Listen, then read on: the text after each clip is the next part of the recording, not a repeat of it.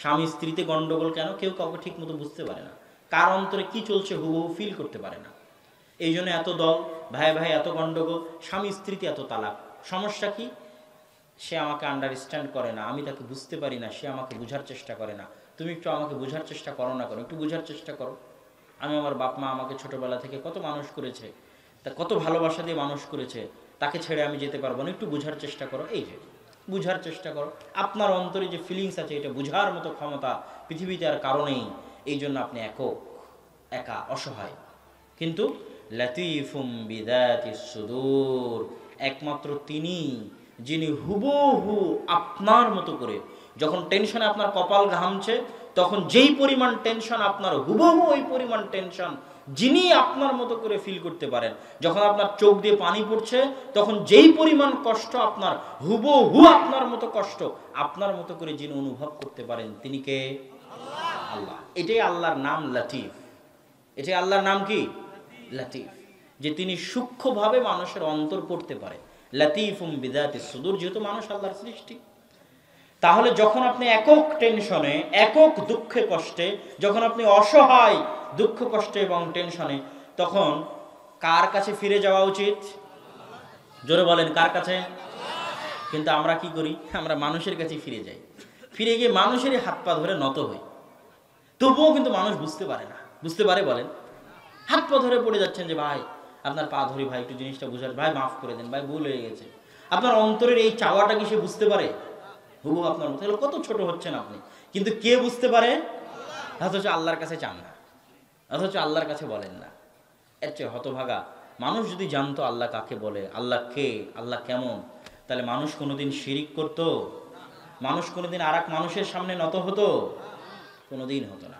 মানুষ কোনোদিন কোনো শক্তিশালীর কাছে, কোনো আর এক মানুষের কাছে, কোনো জিন শয়তানের কাছে, কারো কাছে কোনোদিন মানুষের অন্তর নত হতো না। একমাত্র কার সামনে নত হতো? আল্লাহর সামনে। ওর সামনে ছোট হয়ে কি করবেন? ও তো বুঝতেই পারে না আপনার কথা। লাতিফ, লাতিফ নামের একটা উদাহরণ দিয়ে শেষ করি।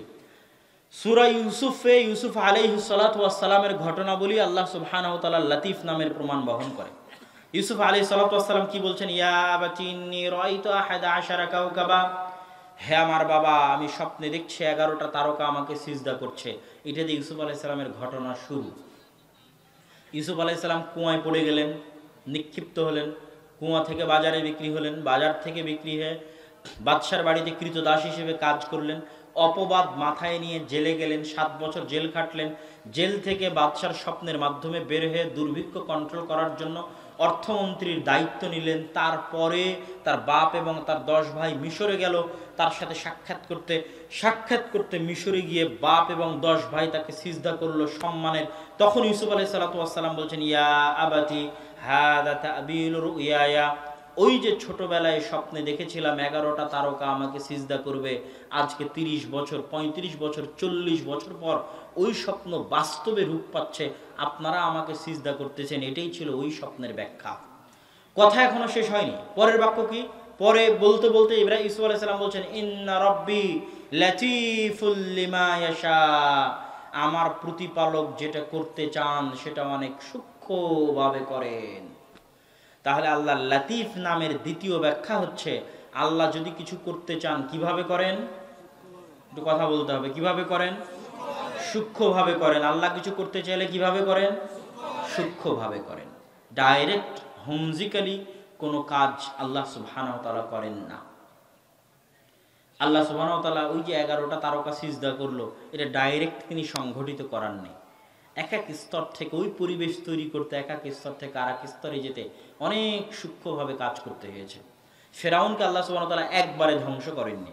ফেরাউন 1700 বছর যাবৎ কয়েক লক্ষ বানু ইসরাইলের ছোট বাচ্চাকে জবাই করেছে। ফেরাউনকে ধ্বংস করতে আল্লাহ পরিবেশ তৈরি করেছেন সূক্ষ্মভাবে।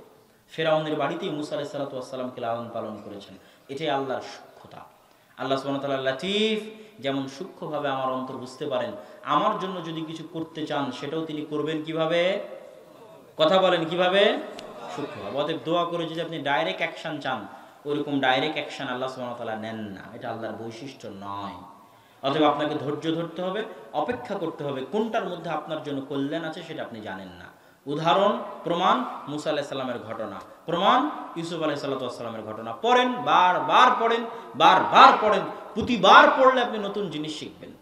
ইউসুফ আলাইহিস সালামের ঘটনা থেকে, মুসা আলাইহিস সালামের ঘটনা থেকে প্রতিবার পড়লে নতুন জিনিস শিখবেন এবং বুঝবেন পৃথিবী কিভাবে চলে, আল্লাহ কিভাবে পৃথিবী চালান। তার মধ্যে একটা অন্তত আমি বলে গেলাম যে আল্লাহ যা করেন লতিফ ভাবে করেন, ডাইরেক্ট হুমজিক্যালি কোনো কিছু করেন না। অতএব আপনার সাথেও আল্লাহ ব্যবহার করবেন লতিফ ভাবে।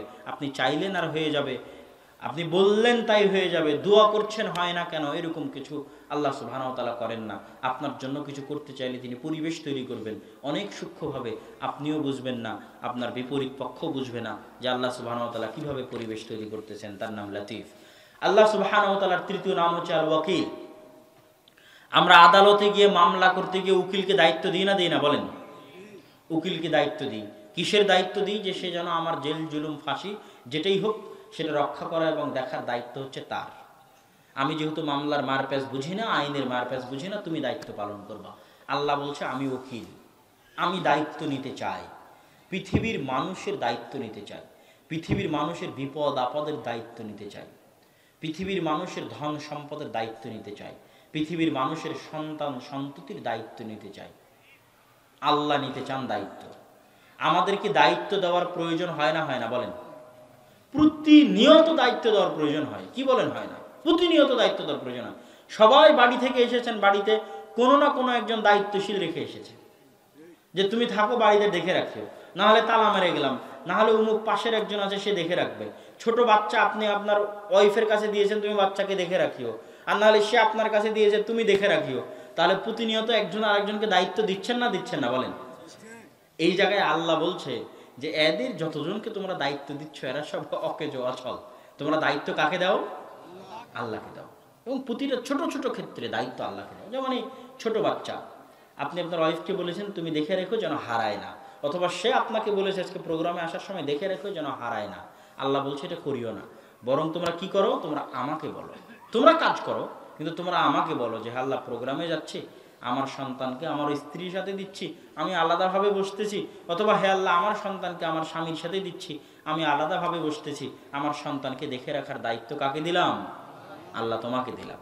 এটা হচ্ছে আল ওয়াকিল। আল্লাহ বলছে তোমরা আমাকে দাও। কত আয়াত নিবেন? অসংখ্য গণিত আয়াতে আল্লাহ বলছেন আমাকে দাও। কেন? সেটা আল্লাহ সুবহানাহু ওয়া তাআলা বলবেন।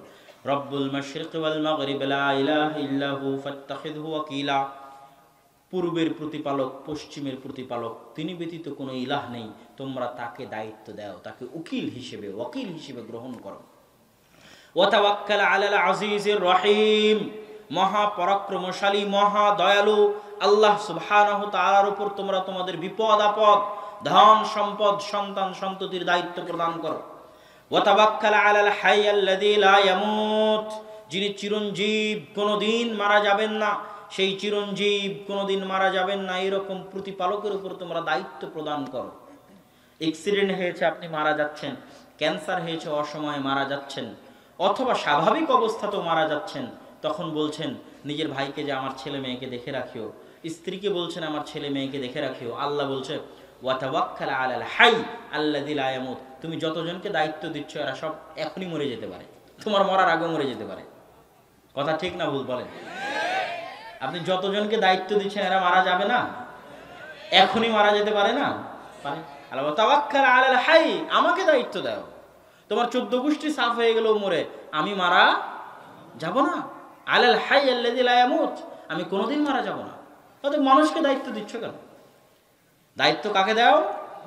আল্লাহ নিজেই ব্যবস্থা করবে কে দায়িত্ব নেবে। অতএব দায়িত্ব দাও আল্লাহ সুবহানাহু ওয়া তাআলার হাতে। ওয়া তাওয়াক্কাল আলাল হাই। এখন সময় কত? আমার কাছে তো ঘড়ি নাই। ওয়া তাওয়াক্কাল আলাল হাই আল্লাযী লা ইয়ামুত। তোমরা ওই সত্তার উপর দায়িত্ব দাও যিনি কোনোদিন মারা যাবেন না। আচ্ছা, তোমরা ওই সত্তার উপর দায়িত্ব দাও, ওয়ালিল্লাহি মুলকুস সামাওয়াতি, সব জায়গায় তার আধিপত্য। আমি আগেই বলেছি সব জায়গায় আল্লাহর আধিপত্য।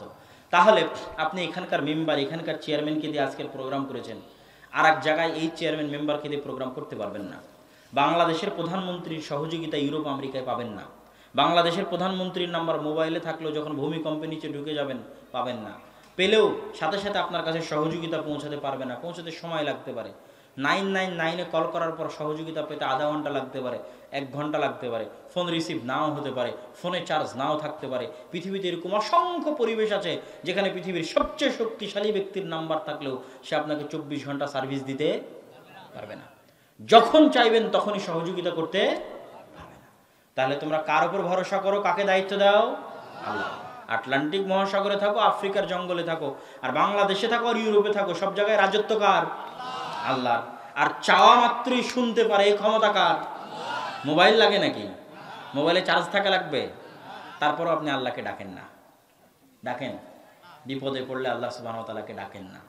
ইউনূস আলাইহিস সালাতু ওয়াস সালাম যখন মাছের পেটে, পানির পেটে এবং অন্ধকার রাতে, তখন তিনি বলেছিলেন লা ইলাহা ইল্লা আনতা সুবহানাকা ইন্নী কুনতু মিনাজ জালিমিন। কোনো মোবাইল নেটওয়ার্ক ছিল নাকি? আল্লাহ সুবহানাহু ওয়া তাআলা সামিউন আলিম, ওটা আরেক আয়াতে আল্লাহ বলেছে ওয়া তাওয়াক্কাল আলাল্লাহ ইন্নাহু হুয়াস সামিউল আলিম। আমাকে দায়িত্ব দাও, তুমি যেখানে থাকো না কেন আমি শুনতে পাবো, আমি শুনতে পাবো এবং পাওয়া মাত্র সাড়া দিব। আর আল্লাহ সুবহানাহু ওয়া তাআলা দায়িত্ব পালনে অবহেলা করেন না। কাফা বিল্লাহি ওয়াকিলা ওয়া মান ইয়াতাওয়াক্কাল আলাল্লাহ ফাহুয়া হাসবুহ নি'মাল ওয়াকিল। অভিভাবক হিসেবে একাই যথেষ্ট, যে তার উপর দায়িত্ব দিবে তিনি তার দায়িত্ব পালনের জন্য তিনি একাই যথেষ্ট, আর কাউকে লাগবে না। অতএব আল্লাহ সুবহানাহু ওয়া তাআলার উপর দায়িত্ব দেন। সন্তানকে বিদায় দিবেন, বলবেন আস্তাউদিউকুমুল্লাহ। এটা দোয়া, দোয়ার মধ্যেও শিখানো আছে, হে আল্লাহ আমার সন্তানের আমানত তোমার উপর দিলাম। বাড়িতে তালা মেরে আসছেন, বাড়ির সম্পদ সম্পত্তি কার দায়িত্বে দিয়ে আসবেন? আল্লাহর দায়িত্বে। আল্লাহ সুবহানাহু ওয়া তাআলা দায়িত্ব নিলে উনি কিভাবে আপনার সম্পদ রক্ষা করবে সেই দায়িত্ব কার? আল্লাহ। ইব্রাহিম আলাইহিস সালাতু ওয়াস সালাম যখন মরুভূমিতে তার স্ত্রী পুত্র রেখে পাহাড়ের আড়ালে এসে দোয়া করলেন, তখন দায়িত্ব কাকে দিয়ে এসেছিলেন? আল্লাহকে। আপনি বলবেন ইব্রাহিম আলাইহিস সালাম তো অনেক বড় নবী, তার দায়িত্ব আল্লাহ নিবে, আমাদের কি নিবে? মুসা এবং খিজর আলাইহিস সালাতু ওয়াস সালাম ওই যে দুটো ইতিম বাচ্চার ঘর ঠিক করে দিলেন, আল্লাহ কোরআনে বলছে ঘর ঠিক করে দেওয়া আমি চাই, আমি চাই, আল্লাহ চাই, মুসার প্রতিপালক চাই, খিজরের প্রতিপালক চাই, এই ঘর ঠিক করে দেওয়া হোক। ওয়াকানা আবুহুমা সালিহা, কেননা এই ঘরে দুটো ইতিম বাচ্চার সম্পদ আছে, আর তার বাপ মা ছিল সৎ। বাপ মা মরার সময় দুই ইতিম বাচ্চার সম্পদ রক্ষণাবেক্ষণের দায়িত্ব কাকে দিয়েছিল? আল্লাহকে। ওদের নামও কেউ জানে না, ওরা নবীও নয়, রাসূলও নয়। নাম না জানা, অজানা, অচেনা। পৃথিবীতে কাজ হওয়ার জন্য ভাইরাল হওয়া লাগতে পারে, সেলিব্রিটি হওয়া লাগতে পারে, আল্লাহর কাছে লাগে না। আপনি যত নিকৃষ্ট হন, যত পাপিষ্ট হন, কোনো ভাগাড়ে পড়ে আছেন, সেখান থেকেও যদি আপনি আল্লাহকে ডাকেন আল্লাহ শুনবে, এবং আল্লাহকে দায়িত্ব দিলে আল্লাহ আপনার দায়িত্ব পালন করবে। আর শাকুর, আল্লাহ সুবহানাহু ওয়া তাআলা হচ্ছেন শুকরিয়া আদায়কারী, আল্লাহ সুবহানাহু ওয়া তাআলা কৃতজ্ঞতা স্বীকারকারী। আপনি বলবেন যে মানুষ কৃতজ্ঞতা স্বীকার করে, আল্লাহর কি কৃতজ্ঞতা স্বীকার করার দরকার? আল্লাহর তো প্রয়োজন নেই কৃতজ্ঞতা স্বীকার করার, কিন্তু আল্লাহ বলছে আমি কৃতজ্ঞতা স্বীকারকারী, শাকুর। কোরআনে বলেছেন ইন্নাহু গফুরুন শাকুর, আমি শুকরিয়া আদায় করি। আমাদের মানসিক সমস্যা কি? মানুষকে সহযোগিতা করলে আমরা তার কাছে ধন্যবাদ চাই, আমরা তার কাছে ভালো ব্যবহার চাই।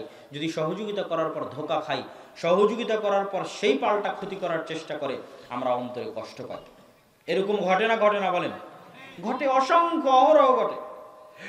কিন্তু আল্লাহ সুবহানাহু ওয়া তাআলা বলছেন তোমরা সহযোগিতা করবে, ও কৃতজ্ঞতা স্বীকার করবে কি করবে না সেটা আমি জানি না, আমি কৃতজ্ঞতা স্বীকার করব, আমি শাকুর।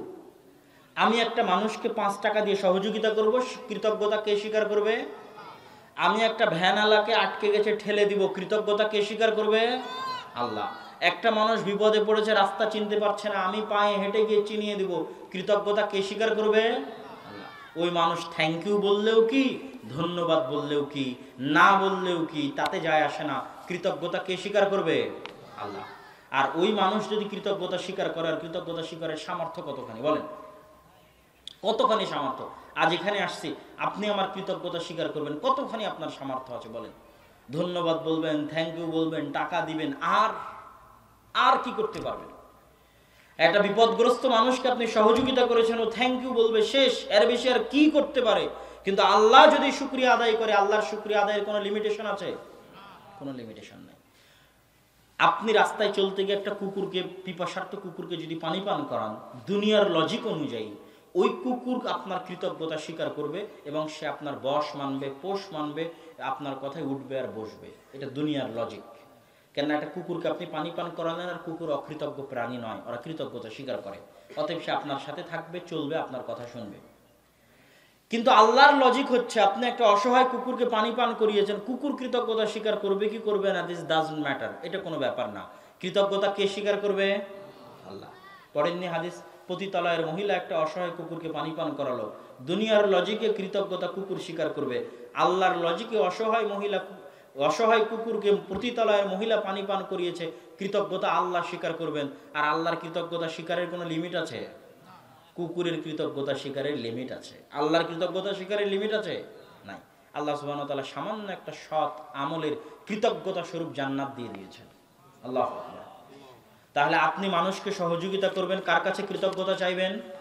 আল্লাহর কাছে না মানুষের কাছে? মানুষের কাছে নয়, আল্লাহ সুবহানাহু ওয়া তাআলার কাছে। বক্তব্যের শেষের দিকে চলে এসেছি, 10টা 10 পর্যন্ত সময়। আল্লাহ সুবহানাহু ওয়া তাআলা কোথায়? আল্লাহ সুবহানাহু ওয়া তাআলার অস্তিত্বের বিশালত্ব, আল্লাহ সুবহানাহু ওয়া তাআলার অস্তিত্বের বড়ত্ব, আল্লাহ সুবহানাহু ওয়া তাআলার অস্তিত্বের মহত্ব জানার আরেকটা উপায় হচ্ছে আল্লাহ সুবহানাহু ওয়া তাআলার এই সৃষ্টি রহস্য। এই সৃষ্টি রহস্য সম্পর্কে সামান্য কল্পনা করলে, আল্লাহ সুবহানাহু ওয়া তাআলা কোথায় আছেন এটা সম্পর্কে কল্পনা করলে আপনি হয়রান হয়ে যাবেন এবং আপনার অন্তর বলে উঠবে সুবহানাকা মা খালাকতা হাযা বাতিলা। হে আল্লাহ, এই বিশাল পৃথিবী, এই বিশাল আসমান, এই বিশাল জমিন আপনি অনর্থক সৃষ্টি করেননি, অবশ্যই কোনো উদ্দেশ্যে সৃষ্টি করেছেন। আর অবশ্যই আল্লাহ আছে এবং আল্লাহর ক্ষমতা সম্পর্কে জানতে পারবেন। আলো প্রতি সেকেন্ডে চলে 3 লক্ষ কিলোমিটার গতিতে। কত গতিতে? আলো প্রতি সেকেন্ডে কত কিলোমিটার গতিতে? 3 লক্ষ কিলোমিটার গতিতে চলে। আলো ছাড়া মানুষ দেখতে পায়? আলো ছাড়া মানুষের পক্ষে দেখা সম্ভব নয়। তাহলে মানুষ দেখে কিভাবে?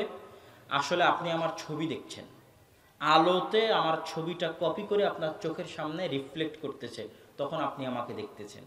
সূর্যের যখন আলো জ্বলে আমরা যা দেখি, প্রত্যেকটা ছবি আমাদের চোখের সামনে রিফ্লেক্ট হয়, তখন আমরা দেখি। এটা হলো পৃথিবীতে আলোর রহস্য।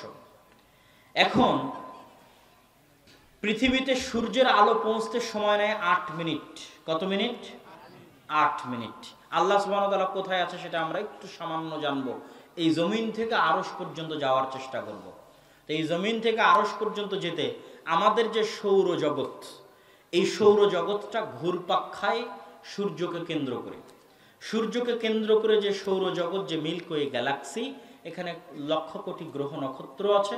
তার মধ্যে যেগুলোর নাম আমরা জানি বৃহস্পতি, শুক্র, বুধ, নেপচুন ইত্যাদি বিভিন্ন গ্রহ নক্ষত্র আছে যেগুলো পৃথিবীর সমান, পৃথিবীর চেয়ে বড়। আপনারা অনেকেই মনে করতে পারে এটাই মনে হয় পৃথিবীর শেষ সীমানা, কিন্তু আপনি আশ্চর্য হবেন যে এই গ্যালাক্সি থেকে, তথা আমাদের যে সৌরজগৎ, এই গ্যালাক্সি থেকে বের হয়ে যখন আমরা আরো উপরে যাব, তখন এরকম আরো লক্ষ কোটি গ্যালাক্সি আছে। যে লক্ষ কোটি গ্যালাক্সির মধ্যে এইরকম লক্ষ কোটি পৃথিবী আছে হাওয়াতে ঘুরছে, এরকম লক্ষ কোটি সূর্য আছে, বৃহস্পতি আছে এরকম হাওয়াতে ঘুরছে, এবং কত লক্ষ কোটি গ্যালাক্সি আছে বিজ্ঞানীরা জানে না। বিজ্ঞানীদের দাবি যে তারা নির্ধারণ করতে পারেনি এই মহাশূন্যের সীমানা।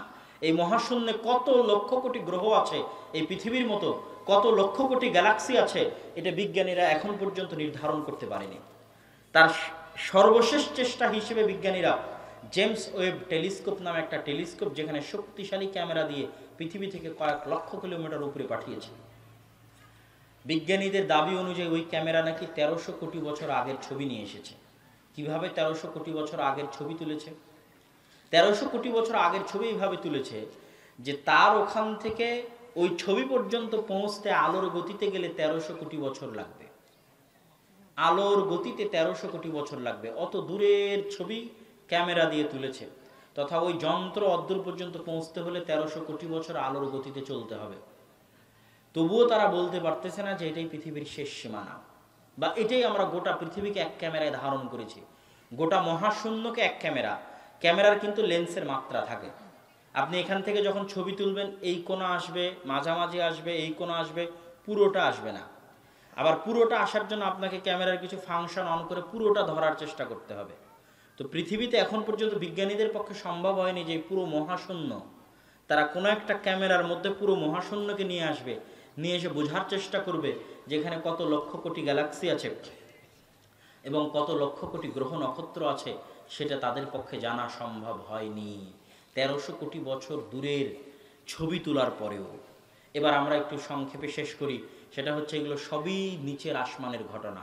নিচের আসমানের এরিয়া জানা বিজ্ঞানীদের পক্ষে সম্ভব হয়নি, অথচ তারাই বলছে নিচের আসমানে পৃথিবীর মতো এরকম লক্ষ কোটি পৃথিবী আছে। কত আছে তারাও জানে না। তাহলে আল্লাহ সুবহানাহু ওয়া তাআলা আব্দুল্লাহ বিন মাসউদ এবং ইবনে আব্বাসের হাদিস হচ্ছে প্রথম আসমান থেকে দ্বিতীয় আসমান, দ্বিতীয় আসমান থেকে তৃতীয়, তৃতীয় থেকে চতুর্থ, চতুর্থ থেকে পঞ্চম, পঞ্চম থেকে ষষ্ঠ, ষষ্ঠ থেকে সপ্তম পর্যন্ত এই যে যাত্রা, এই যাত্রায় এক আসমান থেকে আর এক আসমানে গেলে কত বছর সময় লাগবে? 500 বছরের পথ।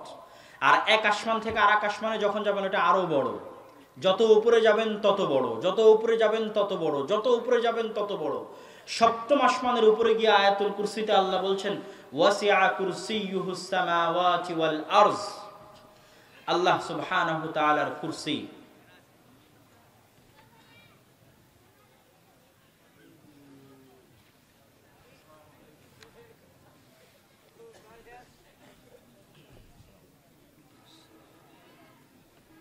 আল্লাহ সুবহানাহু ওয়া তাআলা পবিত্র কোরআন মাজিদে বলছেন ওয়াসিআ কুরসিয়ুহুস সামাওয়াতি ওয়াল আরজ, যে তার কুরসি 7 আসমান এবং 7 জমিনকে ঘিরে আছে। কিভাবে 7 আসমান এবং 7 জমিনকে ঘিরে আছে সে বিষয়ে আবু যার আল গিফারি রাদিয়াল্লাহু তাআলা আনহু থেকে বর্ণিত, তিনি বলেন রাসূল সাল্লাল্লাহু আলাইহি ওয়াসাল্লামকে জিজ্ঞেস করা হলো, আমি জিজ্ঞেস করলাম যে আইয়ুমা আ'যাম, সবচেয়ে মহান আয়াত কোনটি যেটা আপনার উপর অবতীর্ণ হয়েছে? রাসূল সাল্লাল্লাহু আলাইহি ওয়াসাল্লাম বলেন আয়াতুল কুরসি। তিনি আবার পাল্টা জিজ্ঞেস করলেন তুমি কি জানো কুরসি কি?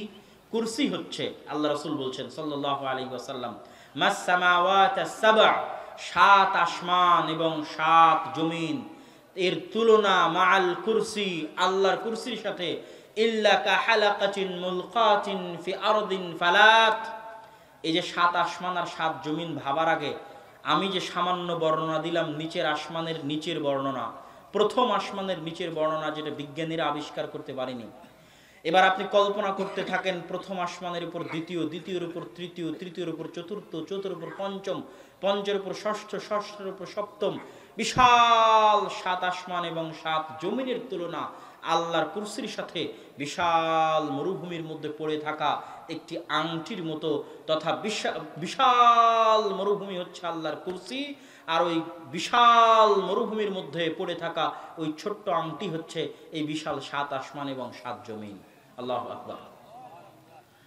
তারপর রাসূল সাল্লাল্লাহু আলাইহি ওয়াসাল্লাম বলছেন ওয়া ফাজদুল আরশি আলাল কুরসি, তোমরা কি জানো আরশের সাথে কুরসির তুলনা কেমন? যেমন 7 আসমানের সাথে কুরসির তুলনা, তথা একই অবস্থা, বিশাল মরুভূমিতে পড়ে থাকা একটি ছোট্ট আংটি যেমন বিশাল 7 আসমান 7 জমিন, ঠিক তেমনি বিশাল মরুভূমিতে পড়ে থাকা একটি ছোট্ট আংটি হচ্ছে মহান আল্লাহ সুবহানাহু ওয়া তাআলার বিশাল কুরসি, আর ওই বিশাল মরুভূমি হচ্ছে আল্লাহ সুবহানাহু ওয়া তাআলার আরশ। আল্লাহু আকবার। তাহলে 7 আসমান এবং 7 জমিন তো বহু দূরের কথা, এই নিচের আসমানের এরিয়া আমাদের পক্ষে নির্ধারণ করা, যাচাই করা বিজ্ঞানীদের পক্ষে সম্ভব নয়।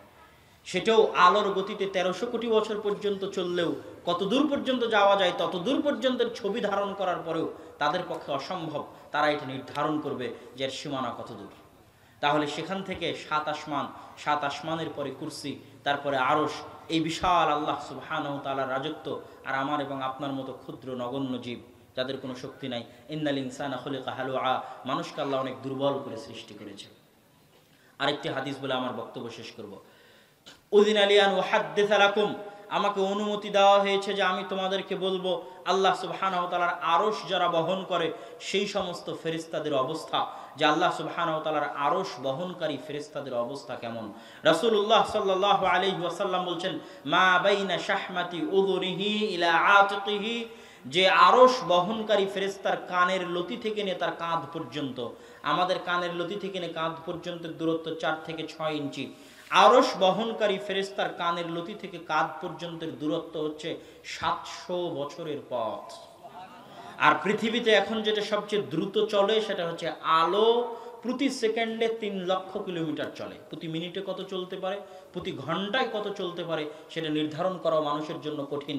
আর আমরা যা কিছু চালাচ্ছি, গাড়ি ঘোড়া বিমান, এগুলো সব ঘন্টায় মাপা হয়, আর আলো সেকেন্ডে চলে 3 লক্ষ কিলোমিটার।